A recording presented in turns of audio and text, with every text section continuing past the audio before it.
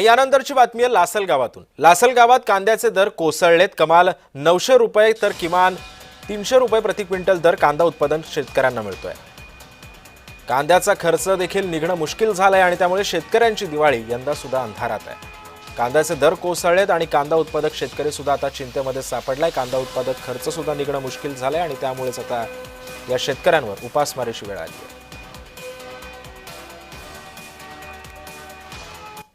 कांद्याच्या भावात झालेली घसरण आणि याच्यामुळे शेतकरी मेटाकुटीस आलेला आहे। ऐन दिवाळीच्या सणाचा टाईम असताना आज बाजारभाव काय कुठल्याच मालाला राहिलेला नाही आहे आणि नाफेडचा कांदा त्याच्या आलेला आहे। तो नाफेडचा कांदासुद्धा जर त्यांनी बंद जर केला, समजा तिकडं दुसरी काही त्याची विल्हेवाट लावली तर शेतकऱ्याला 2 पैसे काहीतरी भेटतील। नाहीतर अशा भावामध्ये शेतकऱ्यांना अशी परिस्थिती झालेली कांद्याची की दुसऱ्या कुठल्याच मालाला बाजार नाही आहे। आज व्यापार करण्यास थांबून घेतलंय। आज हे जे धोरण आहे सरकारचं चुकीचं, ते कुठंतरी आपल्या शेतकऱ्यांना मारक ठरत आहे।